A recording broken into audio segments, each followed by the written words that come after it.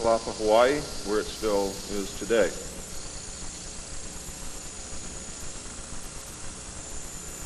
Some of the information is based upon research derived from the information that I saw. For instance, in the documents that I saw, it was stated that President Eisenhower had commissioned a group called the Jason Scholars, which was stated to have been a secret society of scholars, to research the deception, lies, facts, truth, and get at the root and the real truth of the alien question. It also stated that there was a group of 12 men formed by NSC Memo 5410, and that the study group was formed by NSC Memo 5411, and that there was another NSC memo issued to cover the actions of these men and explain the reasons why such prominent men were meeting on a regular basis, and that NSC memo was 5412/1 and 5412/2. 5412/1 was implemented in March of 1955, 5412/2 in November of 1955. Anyone who knows how correspondence, executive orders, and executive memos are written knows that you do not write a memo 5412 in March and then in November tack a second part onto it. The memo was originally really written in 1954. I'm going to go through the whole history. I'm going to have to leave a few things out simply because it's going to be impossible to cover everything in the hour and a half that I have. Before I begin, I would like to read two quotes to you. The first is attributed to Mr. Alistair Cook, who said, quote, "I'll be astounded if this planet is still going 50 years from now. I don't think we will reach 2000. It would be miraculous," unquote. Winston Churchill said, and I quote, "We seem to be moving, drifting, steadily against our will, against the will of every race and every people and every class, towards some hideous catastrophe. Everyone wishes to stop it, but they do not know how." What do you think he was referring to? Ronald Reagan stated on October 18, 1983, in a meeting with Thomas Dine, who is the executive director of the American Israel Public Affairs Committee. And I quote Ronald Reagan, "You know, I turn back to your ancient prophets in the Old Testament and the signs foretelling Armageddon, and I find myself wondering if we're the generation that is going to see that come about. I don't know if you've noted any of those prophecies lately, but believe me, they certainly describe the times we're going through." Now, ladies and gentlemen, during this talk that I'm going to give you, I'm going to explain to you the history of this phenomenon, who the secret government really is, and I will name them by name, beginning group, the study group. I will tell you who they are today. I'm going to tell you what this is all about. I'm going to tell you who's selling drugs to your children, and I'm going to tell you why the United States government is afraid for you to find out what the truth is regarding UFOs.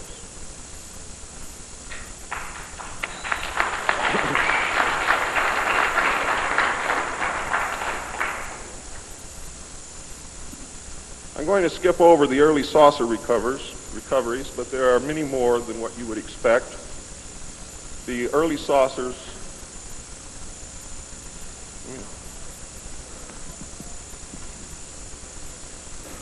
Is this any better? There were many more saucer crashes and downed craft than what you have realized. There were many more alien bodies recovered, and there were more live aliens recovered than what you are aware of. But that's not important. The important thing is that they occurred, not how many and not where. The important thing is that they occurred.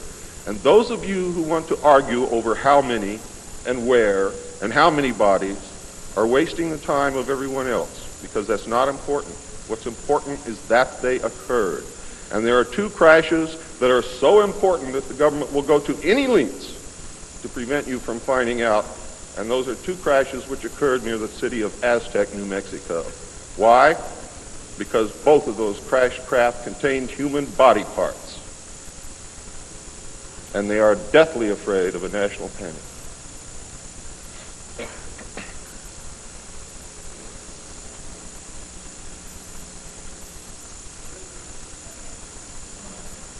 Because of this, there was a very, very tight security blanket screwed down tight over all of the alien question.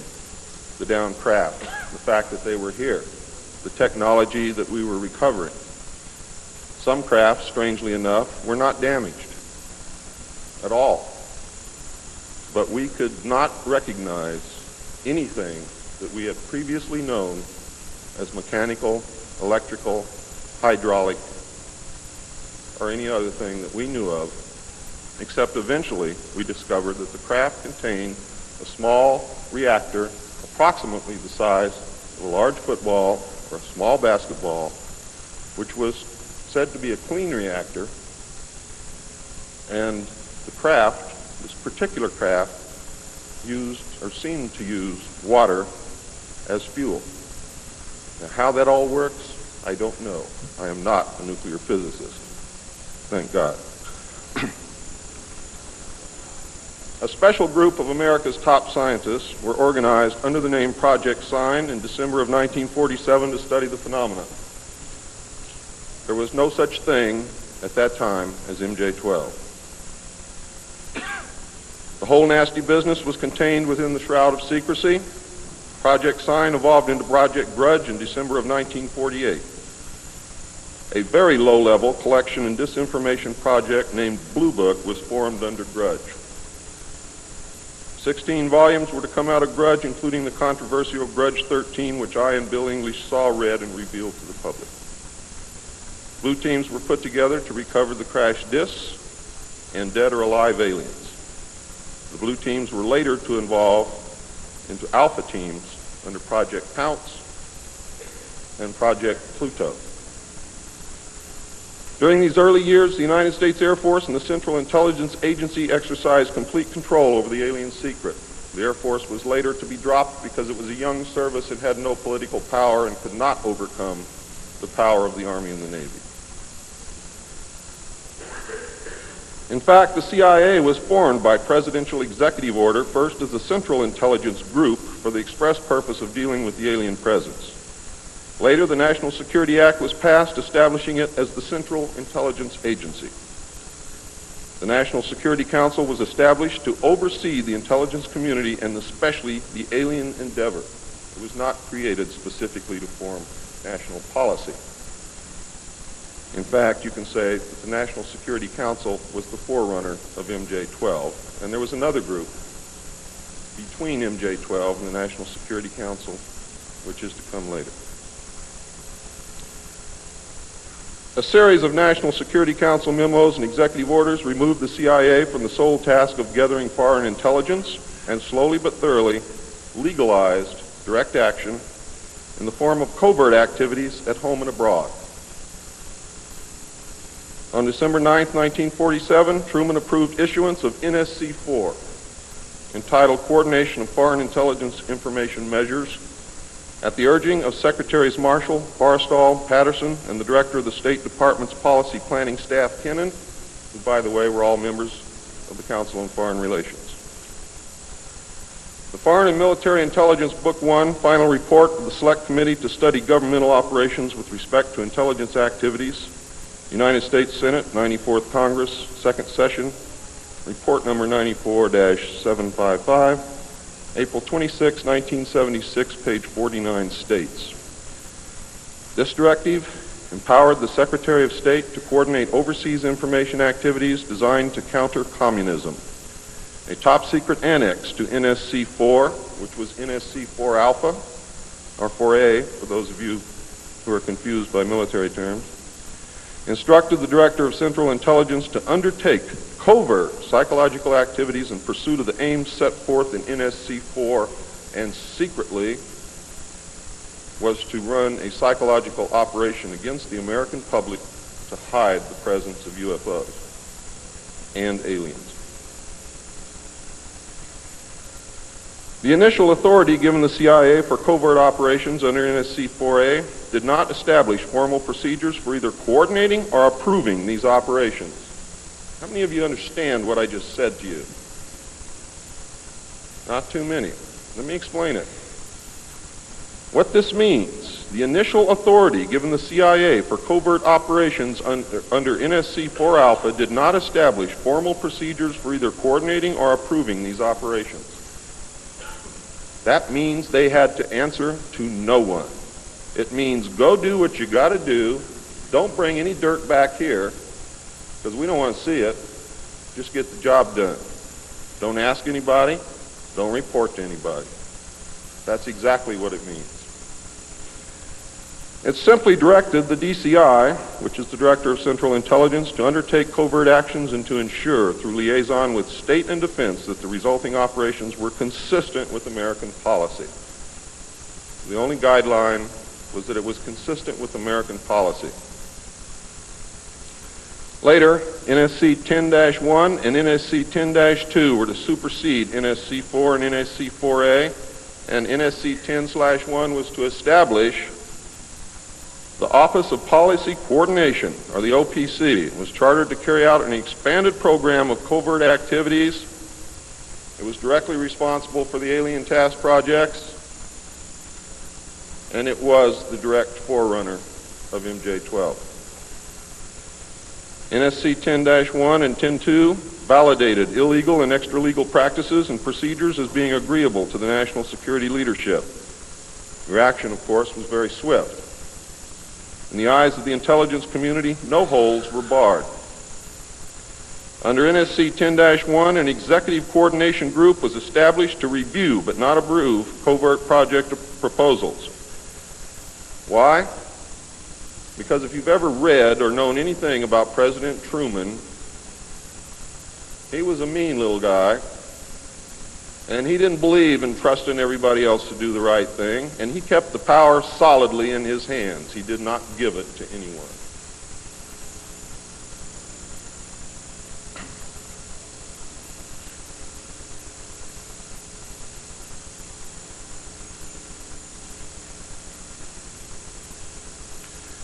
The ECG was secretly tasked to coordinate the alien projects. NSC 10/1 and 2 were interpreted to mean that no one at the top wanted to know about anything until it was over and successful. These actions established a buffer between the president and the information, and it's important that you understand this because it's important later. It was intended that this buffer serve as a means for the president to deny knowledge if leaks divulge the true state of affairs. That is to prevent the collapse of the government. If the president can stand up and say, I didn't know about it, the government can survive. If the president cannot say that, then you have a very, very dangerous situation indeed. The buffer was used in later years for the purpose of effectively isolating succeeding presidents from any knowledge of the alien presence other than what the secret government and the intelligence community wanted them to know. NSC 10-2 established a study panel which met secretly and was made up of the scientific minds of the day and may very well have included some of those names which are on the fraudulent document known as Majestic 12 or the Eisenhower briefing document, which is in reality a contingency plan to lead you right through the Rose Garden.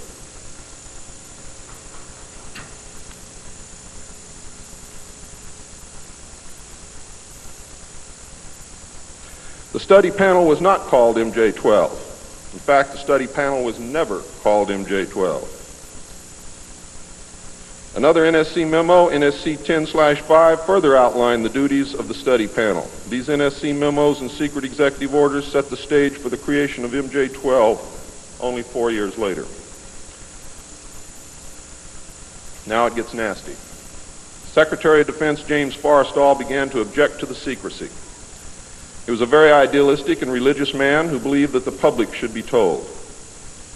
When he began to talk to leaders of the opposition party and leaders of the Congress about the alien problem, he was asked, which is a polite way of saying you're fired, to resign by Truman. He expressed his fears to many people and rightfully believed that he was being watched and that his life was threatened.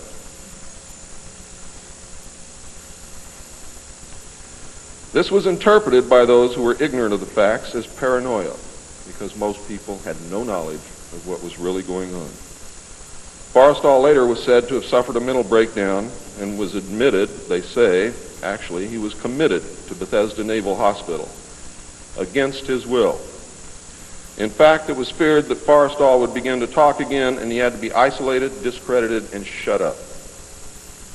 Sometime in the early morning of May 22nd, 1949, agents of the CIA tied a sheet around his neck, fastened the other end to a fixture in his room, and threw James Forrestal out the window. The sheet tore, and he plummeted to his death, and he became one of the first victims of the cover-up.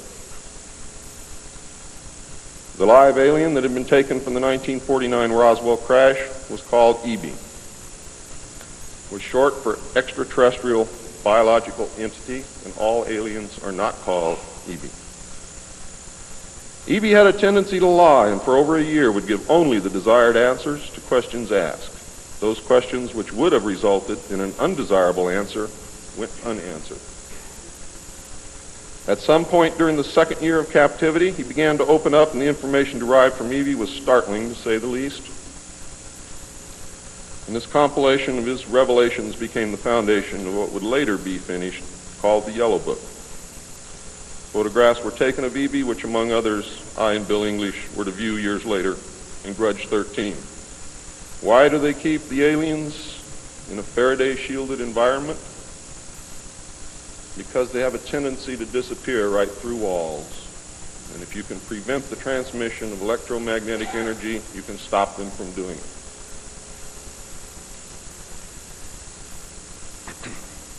In late 1951, EB became ill. Medical personnel had been unable to determine the cause of EB's illness and had no background from which to draw. EB's system was chlorophyll-based, and he processed food into energy much the same as plants. Waste material was excreted almost exactly the same as plants. It was decided that an expert in botany was called for. A botanist, Dr. Guillermo Mendoza, was brought in to try and help him recover. Those of you who have been looking for him on medical lists will not find him there. He was a PhD in botany. Dr. Mendoza worked to save EB until mid-1952 when EB died. Dr. Mendoza eventually, according to the information that I read, became the expert on at least this type alien biology. In a futile attempt to save EB and to try and gain favor with this technological superior alien race, the United States began broadcasting a call for help early in 1952 into the vast regions of space. If you know they're better than you, and if you know they can lick you, you better try and be friends with them, and that's what this effort was all about. The call went unanswered, but the project continued as an effort of good faith. President Truman created the super-secret National Security Agency by secret executive order on November 4th, 1952, and until recent years, there wasn't one in 50,000 people in the United States who even knew it existed. Its primary purpose was to decipher the alien communications and language and establish a dialogue with the aliens. This most urgent task was a continuation of the earlier effort and was codenamed Sigma. The secondary purpose of the NSA was to monitor all communications and emissions from any and all devices worldwide for the purpose of gathering intelligence, both human and alien, and to contain the secret of the alien presence. Project Sigma, ladies and gentlemen, was extremely successful. The NSA also maintains communications with the Luna base and other secret space programs. By executive order, the NSA is exempt from all laws which do not specifically name the NSA in the text of the law as being subject to that law. How many of you know what that means? That means we have a completely lawless organization running around the country doing whatever they want to do, answering to no one, and under no law which does not name the National Security Agency in the text of that law as specifically being subject to that law by executive order of the President of the United States. That means that if the agency is not spelled out in the text of any and every law passed by the Congress, it is not subject to that or those laws. The NSA now performs many other duties and in fact is the premier agency within the intelligence community. Today, the NSA receives 75% of the monies allotted to the intelligence community. And the old sayings, ladies and gentlemen, where the money goes, therein the power resides, is absolutely true.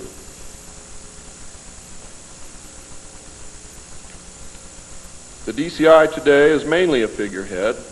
He is in charge of the CIA. The CIA does have many functions which are useful to this country and some which are deadly to us. The DCI, of course, is in charge of that agency. But he is not, as everyone thinks, the head of the intelligence community. That position really and truthfully lies with the director of the National Security Agency. The primary task of the NSA is still alien communications, but now includes other alien projects as well. President Truman had been keeping our allies, including the Soviet Union, informed of the developing alien problem since the Roswell recovery. This had been done in case the aliens turned out to be a threat to the human race and thus the world. Plans were formulated to defend the Earth in case of invasion. These were international plans, which included most of the countries of the world. Great difficulty, however, was encountered in maintaining international secrecy. It was decided that an outside group was necessary to coordinate and control international efforts in order to hide the secret from the normal scrutiny of governments by the press. The result was the formation of a secret society which became known as the Bilderbergers. The headquarters of this group is in Geneva, Switzerland. The Bilderbergers evolved into a secret world government that now controls everything. The United Nations was then, and is now, an international joke.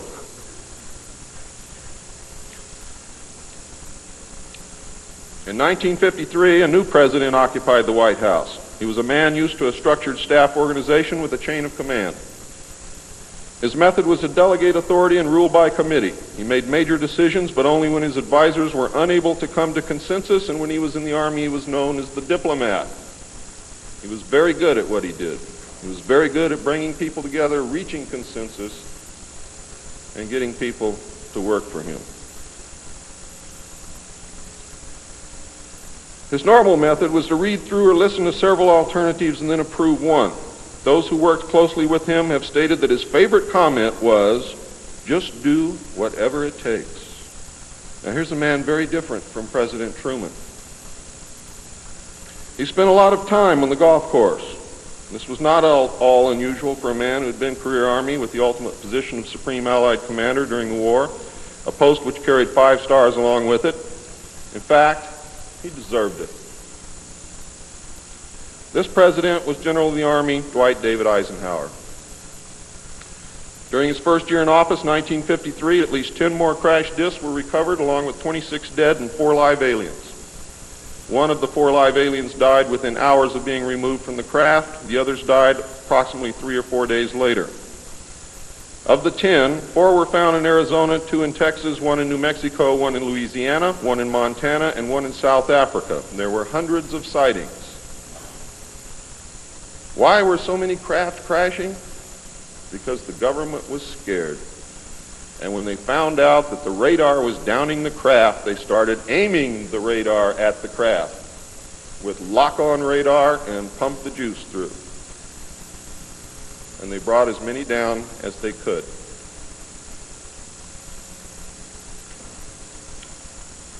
Eisenhower knew that he had to wrestle and beat the alien problem. He knew that he could not do it by revealing the secret to the Congress, because, in fact, isn't that the same as telling the public? Early in 1953, the new president turned to his friend and fellow member of the Council on Foreign Relations, Nelson Rockefeller, for help with the alien problem.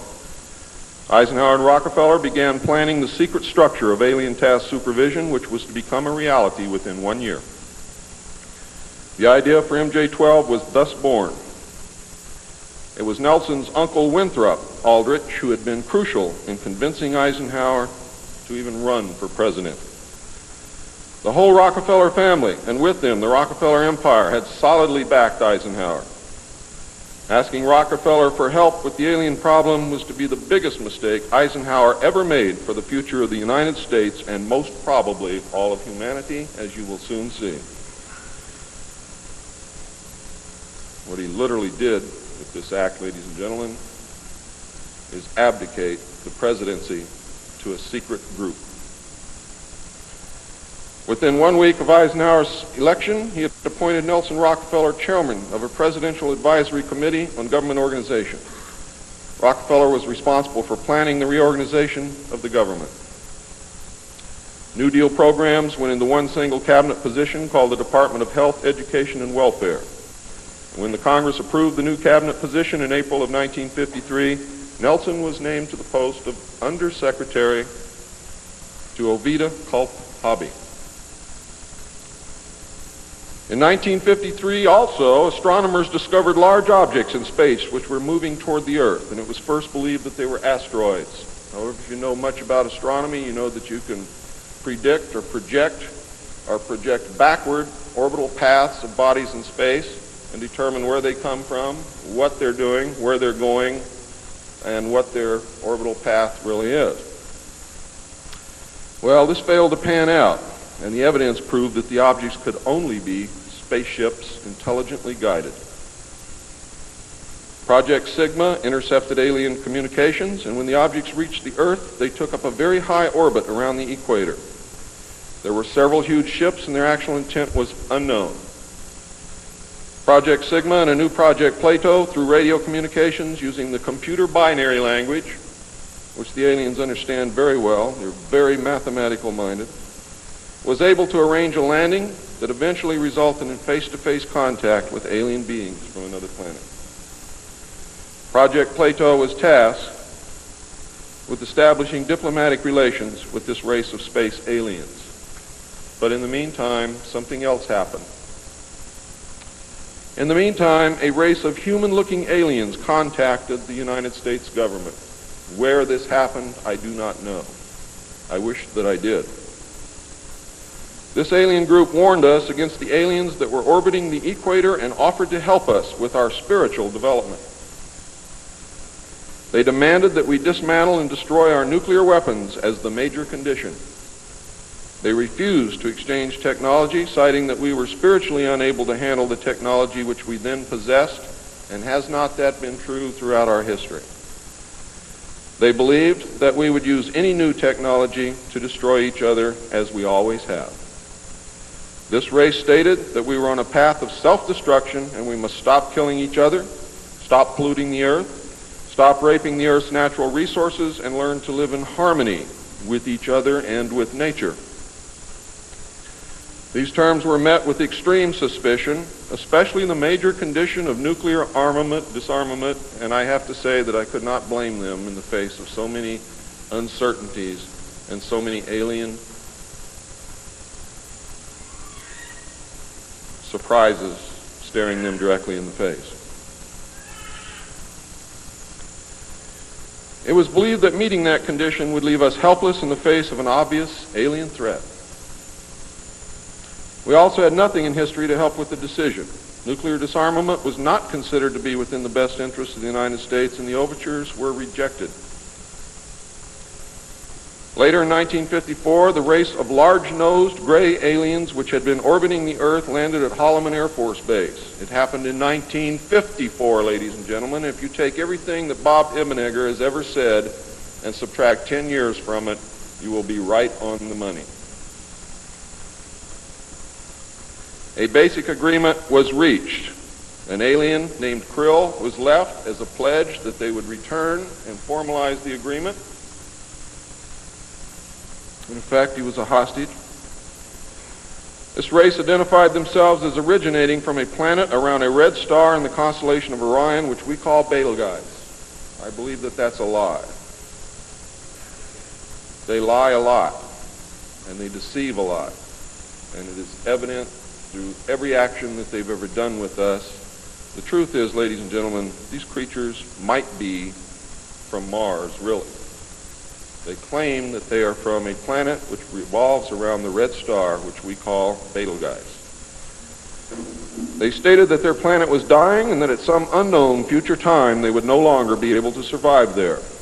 This led to a second landing at Edwards Air Force Base. The historical event had been planned in advance and details of the treaty had already been agreed upon. Eisenhower arranged to be in Palm Springs on vacation. On the appointed day, the president was spirited away to the base, and the excuse was given to the press that he was visiting the dentist for a toothache. President Eisenhower met with the aliens, and a formal treaty between the alien nation and the United States of America was signed. We then received our first alien ambassador from outer space. His name and title, and I know it sounds ridiculous, but it's absolutely true. His name and title was His Omnipotent Highness Krill, pronounced Krill, spelled K-R-L-L-L or C-R-L-L-L. In the American tradition of disdain for royal titles, he was secretly called Original Hostage Krill, or O-H Krill, so that Americans would not have to say, Your Omnipotent Highness.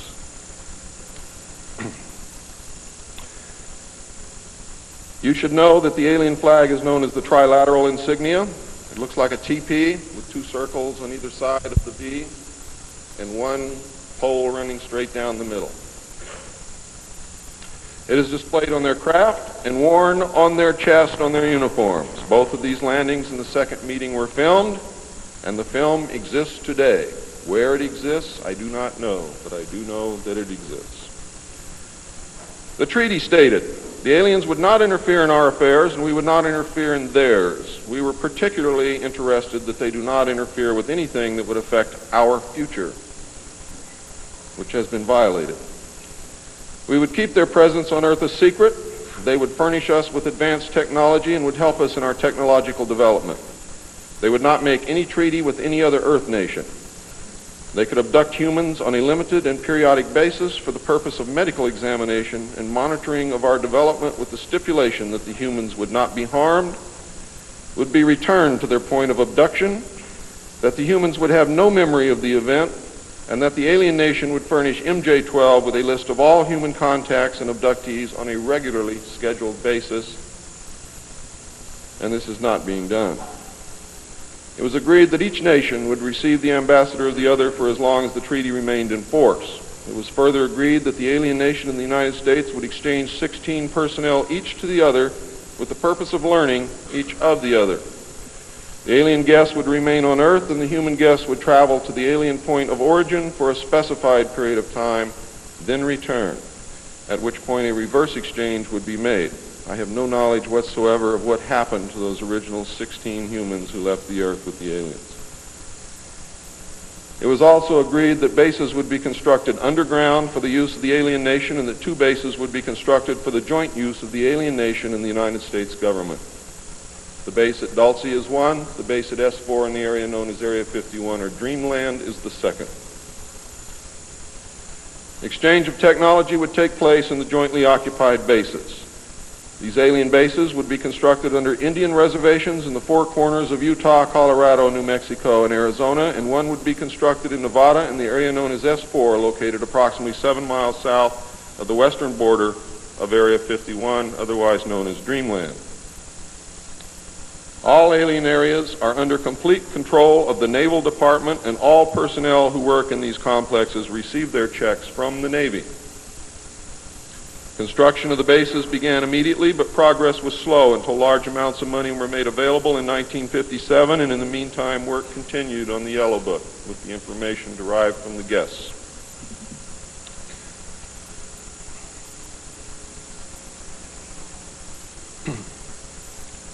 I would like to say at this time that the movie that most of you may have seen, how many of you saw Close Encounters of the Third Kind? That movie was absolutely true.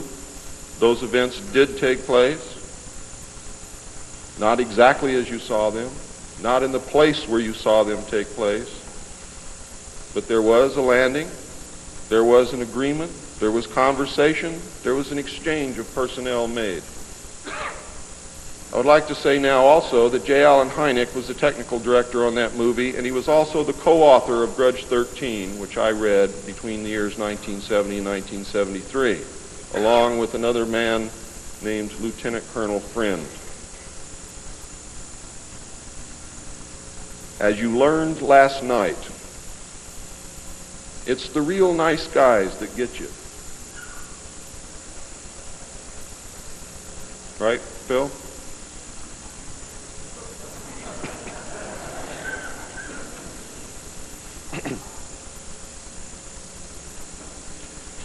Project Red Light was formed, and experimentation and test flying alien craft was begun in earnest. As I told you earlier, many of the craft we recovered were intact, appeared to have no damage whatsoever. One craft actually exploded over the test site during testing sometime in the early 60s. I'm not sure what the exact date is, but the explosion is said to have been seen over 3 states. Project Red Light, according to the information that I have, was postponed at that time because they had no idea what had happened or why the craft had exploded, but they lost the pilots, and the project went on hold. A super top secret facility was built at Groom Lake in Nevada in the midst of the weapons test range. It was codenamed Dreamland. Until this area was built, testing was done at the Tonopah test range, and that's why some of you have conflicting information. The installation was placed under the Department of the Navy, and clearance of all personnel required a Q clearance as well as executive, which means presidential or majestic approval.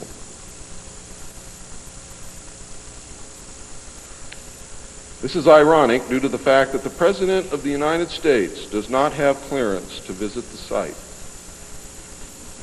How many of you did not know that? The President of the United States cannot enter Area 51. There are very many other areas which he cannot enter also. The alien base and exchange of technology actually took place in an area known as S4. Area S4 was codenamed the Dark Side of the Moon. The Army was tasked to form a super secret organization to furnish security for all alien task projects. This organization became the National Reconnaissance Organization based at Fort Carson, Colorado.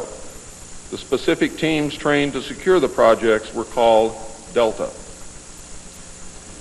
A second project, codenamed Snowbird, was promulgated to explain away any sightings of the red light craft as being Air Force experiments.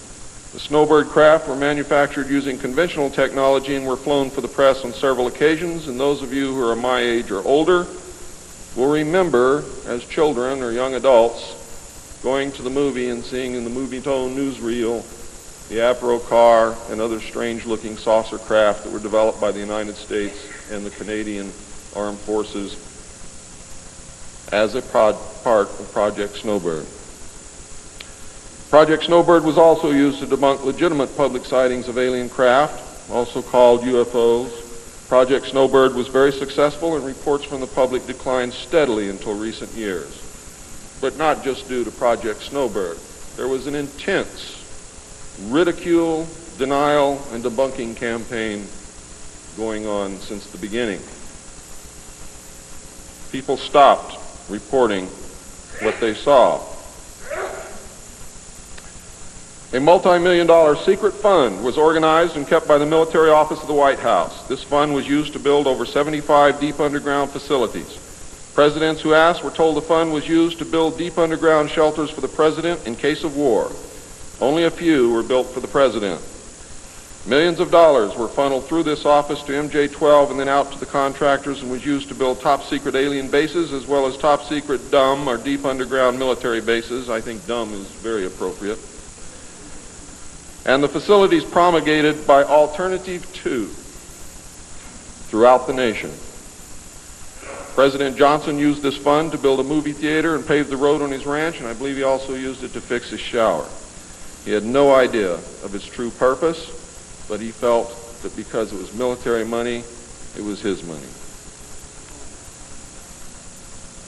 The secret White House underground construction fund was set up in 1957 by President Eisenhower. And you can forget Truman because Eisenhower has done everything that's been done to us, not intentionally, not to hurt us, in the beginning to protect us. The funding was obtained from Congress under the guise of construction and maintenance of secret sites where the president could be taken in case of military attacks, called presidential emergency sites. The sites are literally holes in the ground deep enough to withstand a nuclear blast and are outfitted with state-of-the-art communications equipment. To date, there are more than 75 sites spread around the country that I can account for, which were built using money from this fund. The Atomic Energy Commission has built at least an additional 22 underground sites, again, that I can account for. The location and everything to do with these sites were and are considered and treated as top secret. The money was and is in control of the military office of the White House and was and is laundered through a circuitous web that even the most knowledgeable spy or accountant cannot follow. As of 1980, only a few at the beginning and end of this web knew what the money was for. At the beginning were Representative George Mahan of Texas, the chairman of the House Appropriations Committee and of its Defense Subcommittee, and Representative Robert Sykes of Florida, chairman of the House Appropriations Military Construction Subcommittee. Today, it was rumored that House Speaker Jim Wright controlled the money in Congress and that a power struggle was underway to remove him. We all know what happened there, but I could not substantiate by any source the fact that he was in charge of the money. It is a rumor. At the end of the line were the President, MJ-12, the Director of the Military Office, and a commander at the Washington Navy Shipyard. The money was authorized by the Appropriations Committee, who allocated it to the Department of Defense as a top secret item in the Army construction program. The Army, however, ladies and gentlemen, could not spend it, and in fact did not even know what it was for. Authorization to spend the money was in reality given to the Navy. You'll find out why the Navy has control of all this a little bit later. It will become clear to you. The money was channeled to the Chesapeake Division of the Navy Engineers, who did not know what it was for either. Not even the commanding officer, who was an admiral, knew what the fund was to be used for. Only one man, a Navy commander, who was assigned to the Chesapeake Division, but in reality was responsible only to the military office of the White House, knew of the actual purpose, amount, and ultimate destination of the top secret fund. The total secrecy surrounding the fund that meant that almost every trace of it could be made to disappear by the very few people who controlled it. There has never been, and most probably never will, be an audit of this secret money. Large amounts of this money were transferred from the top secret fund to a location at Palm Beach, Florida that belongs to the Coast Guard called Peanut Island. The island is adjacent to property which was owned by Joseph Kennedy. The money was said to have been used for landscaping and general beautification. The money did not begin to be transferred to Peanut Island until shortly after Kennedy's assassination. Some time ago, a TV news special on the Kennedy assassination told of a Coast Guard officer transferring money in a briefcase to a Kennedy employee across this property line. It was on television. Could this have been a secret payment to the Kennedy family for the loss of their son, John F. Kennedy? I think it was, but I can't prove it. The payments continued through the year 1967 and then stopped. The total amount transferred is unknown and the actual use of the money is unknown. Meanwhile, back at the ranch, Nelson Rockefeller changed positions again. He had been in sort of a holding position until the time was ripe, and now the time was right. This time he was to take C.D. Jackson's old position, which had been called the Special Assistant for Psychological Strategy. With Nelson's appointment, the name was changed to the Special Assistant for Cold War Strategy. This position would evolve over the years into the same position Henry Kissinger was ultimately to hold under President Nixon.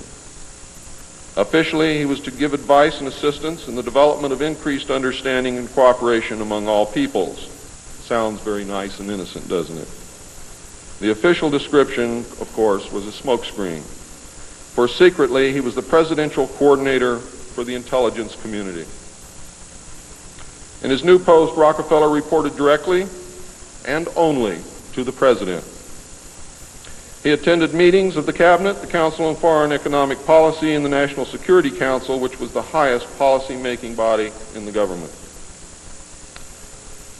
Nelson Rockefeller was also given a second important job as the head of the secret unit called the Planning Coordination Group, which was formed under NSC 5412/1 in March of 1955. However, the memo was written in 1954 at the same time that NSC 5410 and NSC 5411 were written. It was not used until it was needed. The group consisted of different ad hoc members depending upon the subject on the agenda. The basic members were Rockefeller, a representative of the Department of Defense, a representative of the Department of State, and the Director of Central Intelligence. It was soon called the 5412 Committee or the Special Group. NSC 5412/1 established the rule, for the first time, established the rule that covert operations were subject to approval by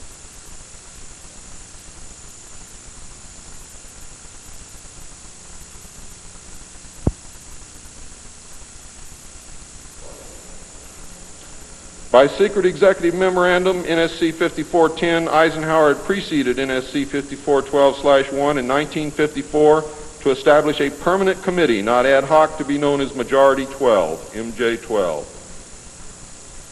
to oversee and conduct all covert activities concerned with the alien question.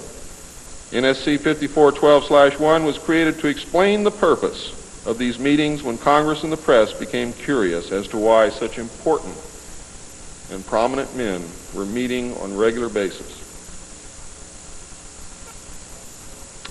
Majority 12 was made up of Nelson Rockefeller, the Director of Central Intelligence, Allen Welsh Dulles, the Secretary of State, John Foster Dulles, the Secretary of Defense, Charles E. Wilson, the Chairman of the Joint Chiefs of Staff, Admiral Arthur W. Radford, and that's why the Navy got everything, because the first Chairman of the Joint Chiefs of Staff who served on MJ-12 was Navy. If it had been an Army general, the Army would have had it. The Director of the Federal Bureau of Investigation, J. Edgar Hoover, and that should answer a lot of questions for you, and 6 men from the Executive Committee of the Council on Foreign Relations known as the Wise Men. These men were all members of a secret society of scholars that called themselves the Jason Society. See you smiling, Bill. Thought I didn't know it, didn't you? Fooled you. Are the Jason scholars who recruited their members from the Skull and Bones and the Scroll and Key societies of Harvard and Yale. And that was stated verbatim in Operation Majority. The Wise Men were key members of the Council on Foreign Relations. There were 12 members, including the first 6 from government positions, thus Majority 12. This group was made up over the years of the top officers and directors of the Council on Foreign Relations and later the Trilateral Commission. Gordon Dean, George Bush, and Zbigniew Brzezinski were among them. The most important, however, and influential of the Wise Men who served on MJ-12 were John McCloy, Robert Lovett, Averill Harriman, Charles Bolin, George Kennan, and Dean Acheson. Their policies were to last well into the decade of the 70s, and it is significant that President Eisenhower, as well as the first 6 MJ-12 members from the government, were also members of the Council on Foreign Relations. Thorough researchers will soon discover that not all of the Wise Men attended Harvard or Yale, and not all of them were chosen for Skull and Bones or Scroll and Key membership during their college years. You will be able to quickly clear up this mystery by obtaining the book The Wise Men by Walter Isaacson and Evan Thomas, Simon & Schuster, New York. And under illustration number 9 in the center of the book, you will find the caption, "Lovett with the Yale unit, above far right and on the beach. His initiation into Skull and Bones came at an airbase near Dunkirk." I have found that members were chosen on an ongoing basis by invitation based upon merit, post-college, and was not confined to only Harvard or Yale attendees. It also had something to do with how much money your family had, unless you were a military officer. A chosen few were later initiated into the Jason Society. They are all members of the Council on Foreign Relations, and at that time were known as the Eastern Establishment. This should give you a clue to the far-reaching and serious nature of these most secret college societies. The Jason Society is alive and well today, but now includes members of the Trilateral Commission as well. The Trilateralists existed secretly several years before 1973 because I saw the name of the Trilateral Commission in the documents in 1971. The name of the Trilateral Commission was taken from the alien flag known as the Trilateral Insignia. And that should give you some clue as to how much trouble you're in. Majority 12 was to survive right up to the present day. Under Eisenhower and Kennedy, it was erroneously called the 5412 Committee, or more correctly, the Special Group. In the Johnson administration, it became the 303 Committee, named after the room that they met in at the White House when they met at the White House. Because the name 5412 had been compromised in the book The Secret Government. Actually, it was not compromised. It was intentionally leaked to explain the purpose of the meeting of these men so that no one would go looking for NSC 5410 and NSC 5411. And I wish you all luck. I hope that you're able to dig it out.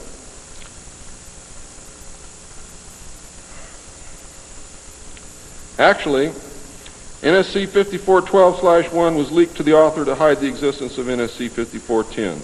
Under Nixon, Ford, and Carter, it was called the 40 Committee, and under Reagan, it became the PI 40 Committee. But over all those years, only the name changed. The positions remained the same. By 1955, it became obvious that the aliens had deceived Eisenhower and had broken the treaty. Mutilated humans, yes, mutilated humans, were being found along with mutilated animals, and yes, mutilated animals, and those of you who doubt that this is taking place should leave your job, should leave your home, should do whatever you have to do, and go look for yourself, because it's important that you know it and that you believe it.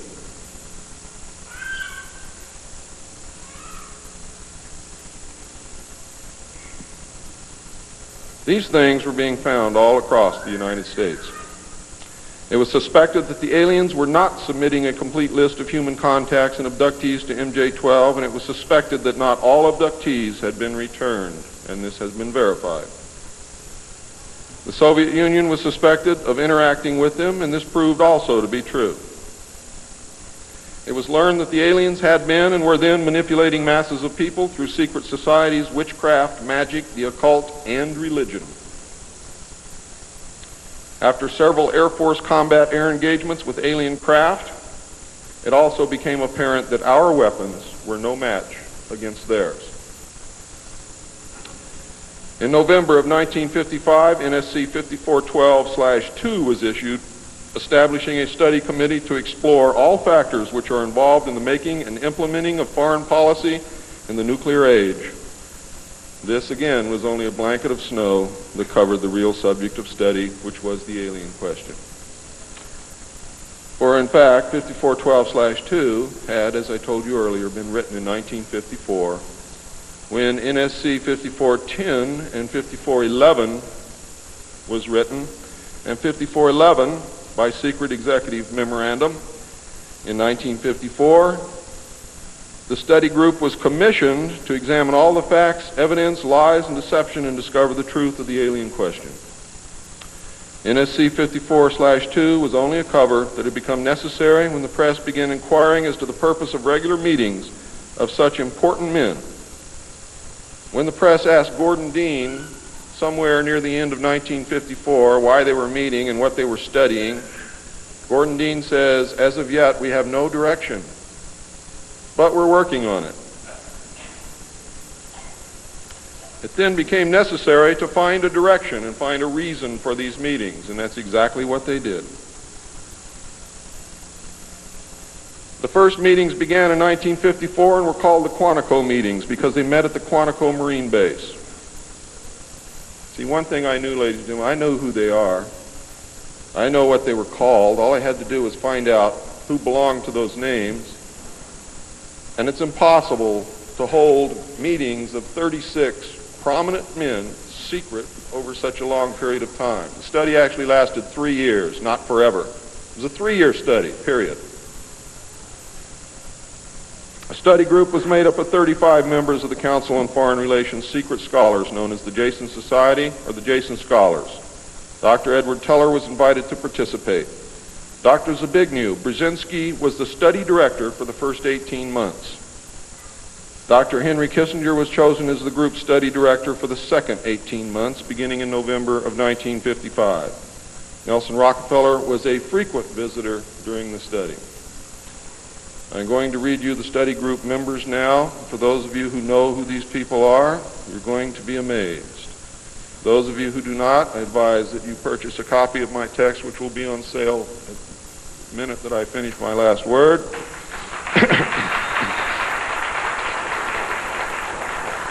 And research everything that I'm telling you, and your own research will tell you that I am telling you the truth, and I don't have to do that. You see, I'm a witness. I'm not a ufologist, and I'm not by profession a researcher. I'm doing this because I want the Constitution put back where it belongs.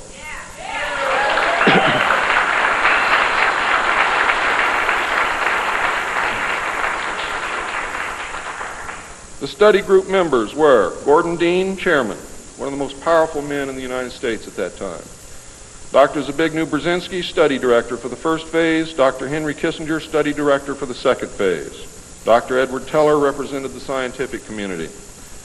Major General Richard C. Lindsay, Hanson W. Baldwin, Lloyd V. Berkner, Frank C. Nash, Paul H. Nitze, Charles P. Noyes, Frank Pace Jr., James A. Perkins, Don K. Price, David Rockefeller, Oscar M. Rubhausen, Lieutenant General James M. Gavin, Carl P. Haskins, James T. Hill Jr., Joseph E. Johnson, Mervyn J. Kelly, Frank Altschul, Hamilton Fish Armstrong, Major General James McCormick Jr., Robert R. Bowie, McGeorge Bundy,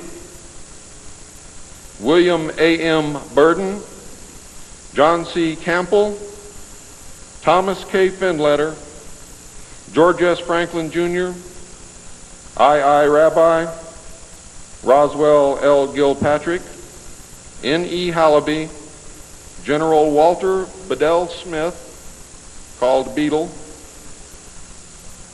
Henry DeWolf Smythe, Shields Warren, Carol L. Wilson, and Arnold Wolfers. Now, these aren't bad guys. They were a study group. And the first MJ-12 was not made up of bad guys. They were made up of concerned Americans. What happened later became bad. The yanking of power away from the president, the formation of a secret government, the sale of drugs to the American people, etc., etc., etc. And I'm going to cover most of those things before I'm finished. It's about time. The second phase meetings were also held at the Marine base at Quantico, Virginia, and the group became known as Quantico 2. Nelson Rockefeller built a retreat somewhere in Maryland, which could only be reached by air for MJ-12 and the study committee, so that they could meet away from public scrutiny. He donated the land, he built the facilities. Say hello for me, Phil.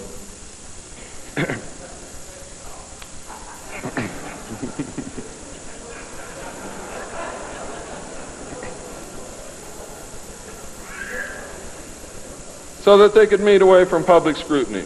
The secret meeting place is known by the code name, the Country Club. Complete living, eating, recreation, library, and meeting facilities exist at the location. The study group was publicly closed in the later months of 1956, and Henry Kissinger published what was officially termed the results in 1957 as Nuclear Weapons and Foreign Policy by Henry A. Kissinger, published for the Council on Foreign Relations by Harper and Brothers, New York. In truth, the manuscript had already been 80% written while Kissinger was at Harvard. The study group continued veiled in secrecy. A clue to the seriousness Kissinger attached to the study can be found in statements by his wife and friends. Many of them stated that Henry would leave home early each morning and return late each night without speaking to anyone or responding to anyone.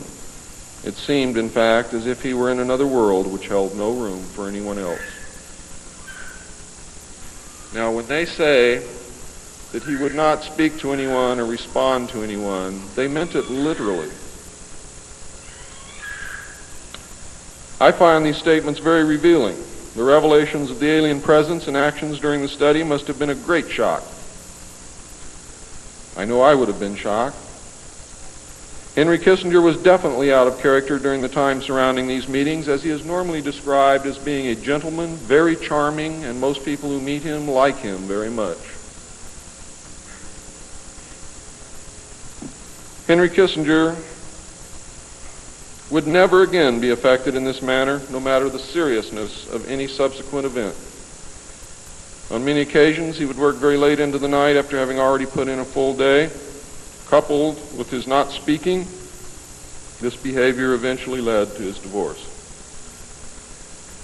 A major finding of the alien study was that the public could not be told, as it was believed that this would most certainly lead to economic collapse of the religious structure, and national panic, which would lead into anarchy.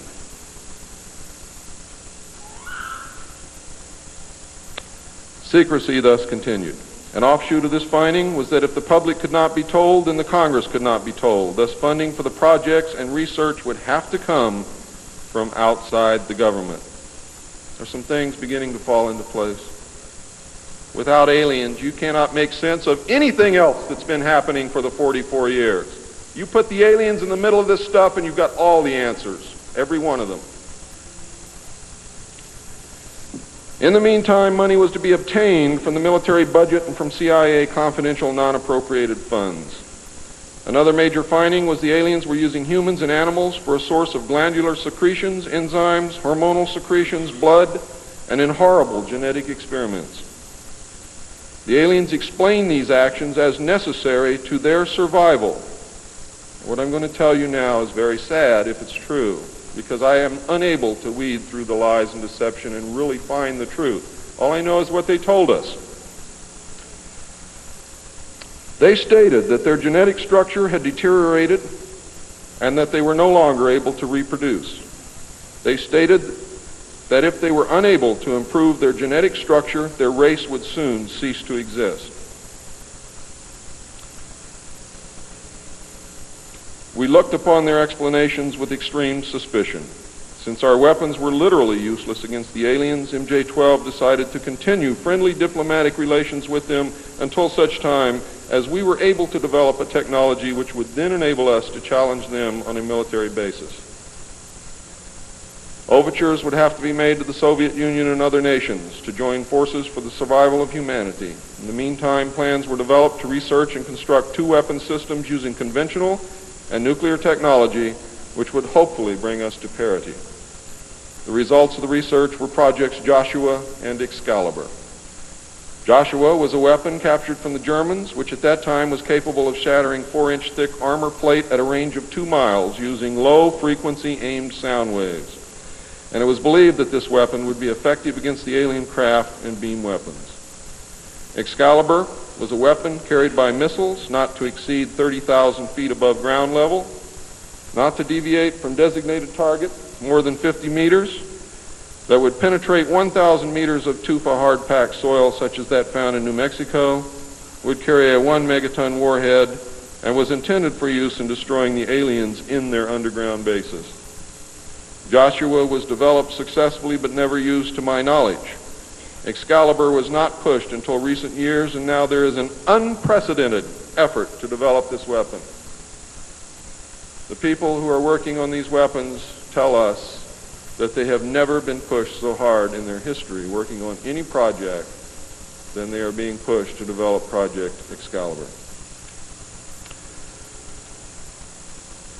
Now, what I'm going to read you next may upset some of you, but it's absolutely true. The events at Fatima in the early part of the century were scrutinized. On suspicion that it was alien manipulation, an intelligence operation was put into motion to penetrate the secrecy surrounding the event. The United States utilized its Vatican moles that had been recruited and nurtured during World War II and soon obtained the entire Vatican study, which included the prophecy. And I don't care what you've ever read before, you have not read the true prophecy. This prophecy stated that if man did not turn from evil and place himself at the feet of Christ, the planet would self-destruct and the events described in the book of Revelations would indeed come to pass. It stated that a child would be born who would unite the world with a plan for world peace and a false religion beginning in 1992. By 1995, the people would discern that he was evil and was indeed the Antichrist. World War III would begin in the Middle East in 1995 with an invasion of Israel by a united Arab nation using conventional weapons, which would culminate in a nuclear holocaust in the year 1999. Between 1999 and 2003, most of the life on this planet would suffer horribly and die as a result. The return of Christ would occur in the year 2011. Is this true? I don't know. I know that it was decided by the United States government that this was indeed an alien event, and I believe that this is more deception which is being heaped upon us. So don't go out of here thinking that the world is going to end tomorrow because of this. It might because of something else, and I'm going to talk about that, but not because of this.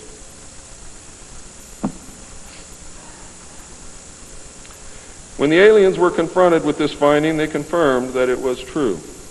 The aliens explained that they had created us through hybridization and had manipulated the human race through religion, Satanism, witchcraft, magic, the occult, secret societies, etc. They further explained that they were capable of time travel and the events would indeed come to pass. Later exploitation of alien technology by the United States and the Soviet Union utilizing time travel confirmed that indeed something bad was going to happen. The aliens showed a hologram which they claimed was the actual crucifixion of Christ, which the government filmed. We did not know whether to believe them or not. Were they using our genuine religions to manipulate us? Or were they indeed the source of our religions with which they had been manipulating us all along? Or was this the beginning scenario of the genuine end times and the return of Christ which had been predicted in the Bible? No one knew the answer, and I don't know the answer either. A symposium was held in 1957, which was attended by some of the great scientific minds then living. It was held in Huntsville, Alabama. They reached the conclusion that by or shortly after the year 2000, the planet would self-destruct due to increased population and man's exploitation of the environment without any help from God or the aliens. By secret executive order of President Eisenhower, the Jason scholars were ordered to study this scenario and make recommendations from their findings. This was done. The Jason Society confirmed the finding of the scientists and made 3 recommendations called Alternatives 1, 2, and 3. Alternative 1 was to use nuclear devices to blast holes in the stratosphere from which the heat and pollution could escape into space. I'll buy heat, but I'll never buy pollution. Change the human cultures from that of exploitation into cultures of environmental protection. Of the 3, this was decided to be the least likely to succeed due to the inherent nature of man and the additional damage the nuclear explosions would themselves create. Alternative 2 was to build a vast network of underground cities and tunnels in which a select representation of all cultures and occupations would survive and carry on the human race. The rest of humanity would be left to fend for themselves on the surface of the planet. Alternative 3 was to exploit the alien and conventional technology in order for a select few to leave the Earth and establish colonies in outer space. I am not able to either confirm or deny the existence of batch consignments of human slaves which would be used for the manual labor in the effort as a part of the plan. The moon, codenamed Adam, would be the object of primary interest, followed by the planet Mars, codenamed Eve. As a delaying action, all 3 alternatives included birth control, sterilization, forced if necessary, and the introduction of deadly microbes to control or slow the growth of the Earth's population. AIDS is only one result of these plans. There are others. It was decided, since the population must be reduced and controlled, that it would be in the best interest of the human race to rid ourselves of the undesirable elements of our society. The joint U.S. and Soviet leadership dismissed Alternative 1 but ordered work to begin on Alternative 2 and 3 virtually at the same time. Those of you in the state of Washington who report hearing machinery underground are probably correct. In 1959, the RAND Corporation hosted a deep underground construction symposium. I have a copy of this symposium report, which I'm not supposed to have, but nevertheless I have it, approximately this thick. In the symposium report, machines are pictured and described which could bore a tunnel 45 feet in diameter at the rate of 5 feet per hour in 1959. Just think what they can do now. It also displays pictures of huge tunnels and underground vaults containing what appear to be complex facilities and possibly even cities. It appears that the previous 5 years of all-out underground construction had made very significant progress by that time. The ruling powers decided that one means of funding the alien-connected and other black projects was to corner the illegal drug market.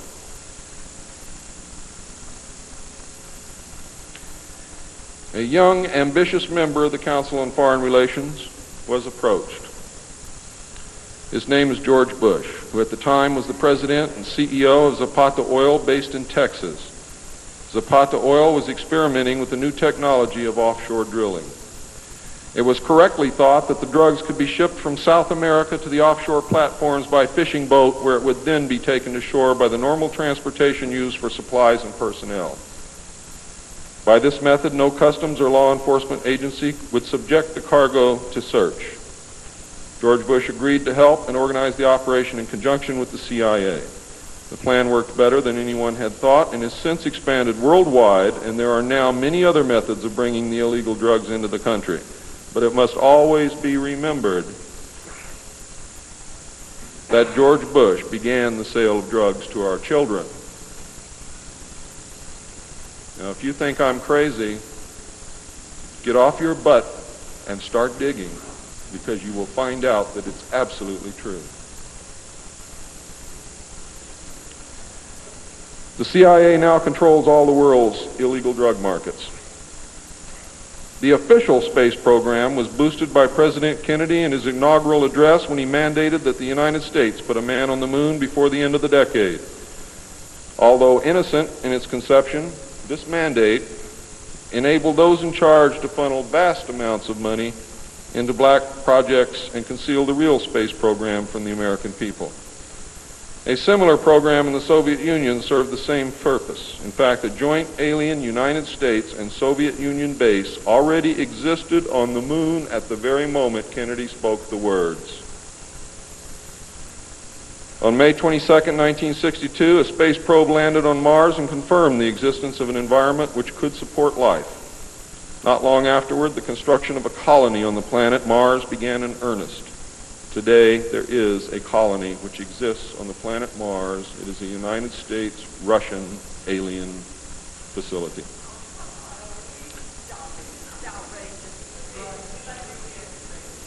If you believe it's outrageous, stick around a few years.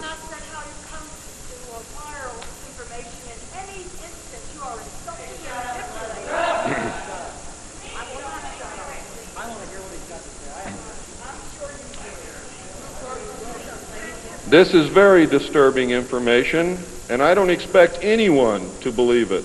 I don't expect one of you to believe what I'm telling you. And I knew that when I came here.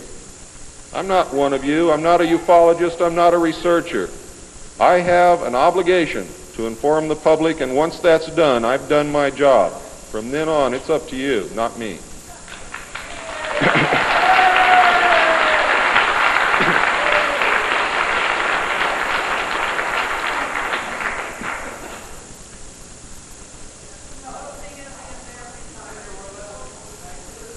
This colony exists on Mars, populated by specially select people from different cultures and occupations taken from all over the earth.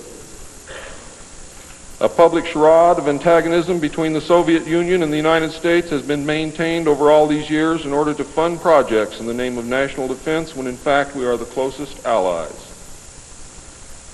At some point, President Kennedy discovered portions of the truth concerning the drugs and the aliens.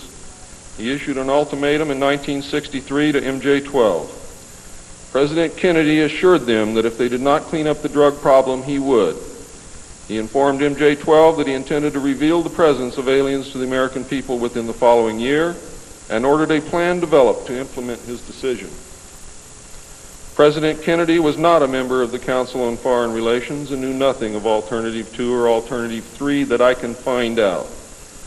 Internationally, the operations were supervised by an executive committee known as the Policy Committee. In the United States, they were supervised by MJ-12 and in the Soviet Union by its sister organization. President Kennedy's decision, of course, struck fear into these people. His assassination was ordered by the Policy Committee, and the order was carried out by agents of MJ-12 in Dallas. President John F. Kennedy was murdered by the Secret Service agent who drove his car in the motorcade, and the act is plainly visible in the film. It was stated in the documents that I saw. The assassin's name is William Greer. Watch the driver and not Kennedy when you view the film, when you can find a film that even shows it. All of the witnesses who were close enough to the car to see William Greer shoot Kennedy were themselves all murdered within 2 years of the event. That's fact. The Warren Commission was a farce, and Council on Foreign Relations members made up the majority of its panel. They succeeded in snowing the American people, and they hid the truth. And many other patriots who have attempted to reveal the alien secret have also been murdered throughout the intervening years. And that is why I've been so careful about the information that I released, because it was so important that I get here today to be able to tell you the truth, and what happens after me, after today, is of no consequence whatsoever. But what you do is. During the era of the United States' initial space exploration and the moon landings, every launch was accompanied by alien craft.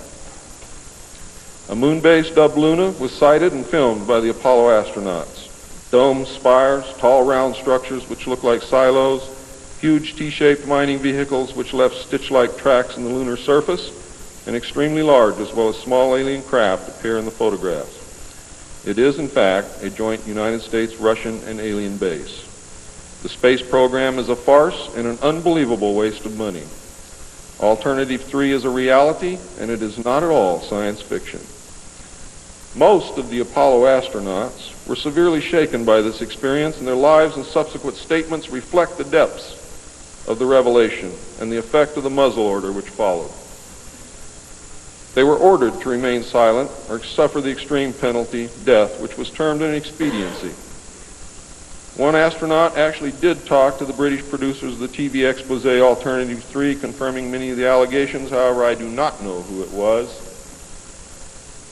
In the book, Alternative 3, the pseudonym Bob Groden was used in place of the astronaut's identity. It was also stated that he committed suicide in 1978. This cannot be validated by any source, and I believe that several so-called facts in the book are really disinformation. However, I can assure you that Alternative 3 is real.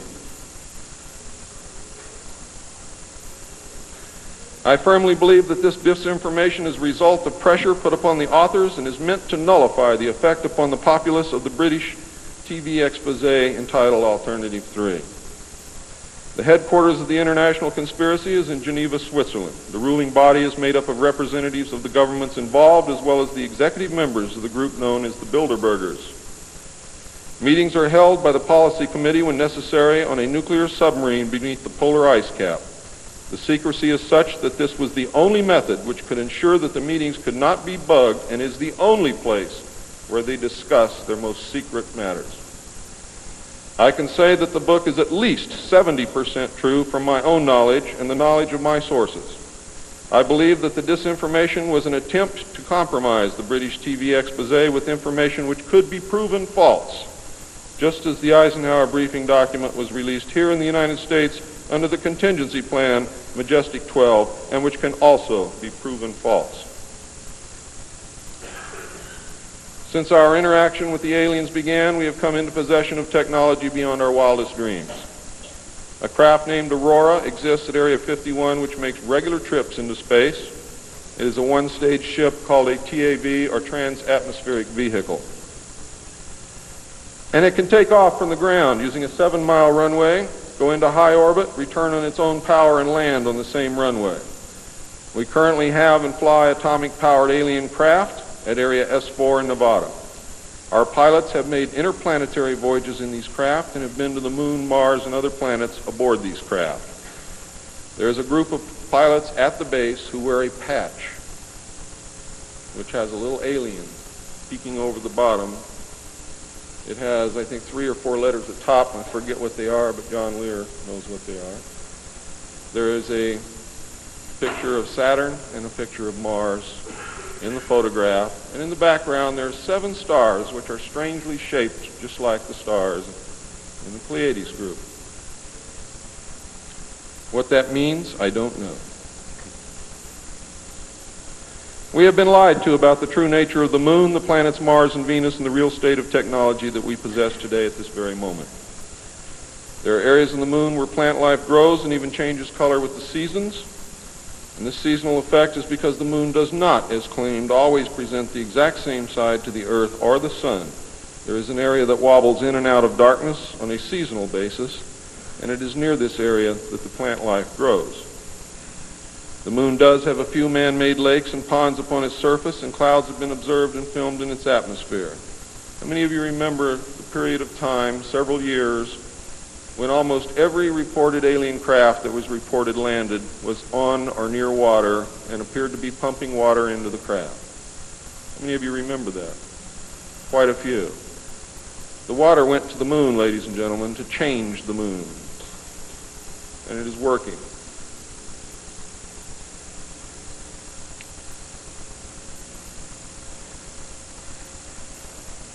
It possesses a gravitational field, and man can walk upon its surface without a spacesuit, breathing from an oxygen bottle after undergoing decompression the same as any deep-sea diver. Ladies and gentlemen, if you can come from 1,200 feet underwater to the surface through decompression, you can go from the surface to 1 atmosphere of vacuum. See, vacuum does not cause a problem for the human body. It's the inert gas that's dissolved in your tissues and in your bones and in the fluids in your body that causes you the problem. If this is decompressed properly, you will have no problem. All you need is a very small amount of oxygen, a very small pressure to breathe. You will suffer no harm, except for one thing, that oxygen becomes toxic after breathing it over a long period of time. Therefore, excursions would have to be of a minimal time length. Other than that, there is no reason why you or anyone else cannot walk on the surface of the moon or in space in a vacuum without a spacesuit. How do I know? I used to be one of the world's experts on deep sea mixed gas breathing mixtures for divers and on deep saturation diving. When I was the head of the department of the Mixed Gas Deep Saturation Diving Division of the College of Oceaneering. And I can tell you now, it's much easier to decompress to a vacuum and walk on the surface of the moon than it is to bring a man up from 600 feet.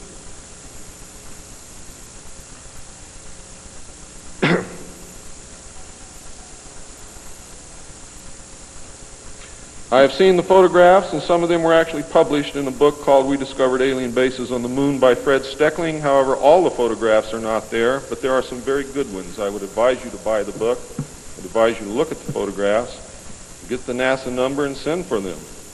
I doubt that you can still get them, but at one time you could. In 1969, a confrontation broke out between the human scientists and the aliens at the Dulce Underground Lab. The aliens took many of our scientists hostage. Delta forces were sent in to free them, but were no match against the alien weapons. 66 of our people were killed during this action. As a result, we withdrew from all joint projects for at least 2 years. A reconciliation eventually took place, and once again we began to interact. As far as I know, today we are interacting with the aliens. Now,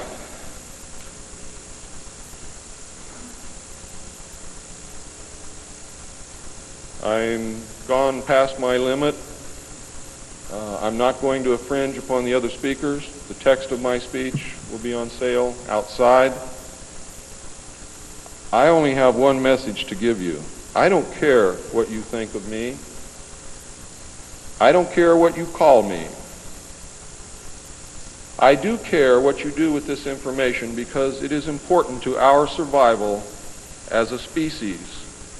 It's important to our planet. It is important for the world.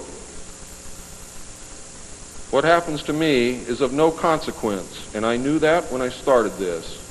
And over the last 17 years, I knew that someday I was going to have to get up and say this, whether I wanted to or not, whether I was afraid or not. Now I am here, and now it is done. And I feel an overwhelming relief. You now have the information. You can laugh at it. You can throw it in the trash can. You can burn my house down if you want to. But I am telling you right now, your future, your children's future, your grandchildren's future depends upon what you do with this information. Your own government is selling your children drugs, and you don't seem to care. Your own government has given away the power of the people, and you don't seem to care.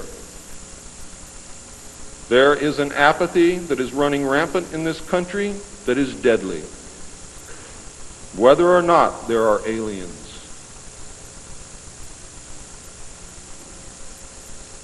We are truly now, at this moment, a nation of sheep. And ladies and gentlemen, I assure you that sheep are always led to the slaughter. But it does not have to be that way. There is tremendous power in knowledge. There is also tremendous power in secrecy. Take away that secrecy, you make sure that you're informed, and you can change things and stop fighting with each other. Thank you.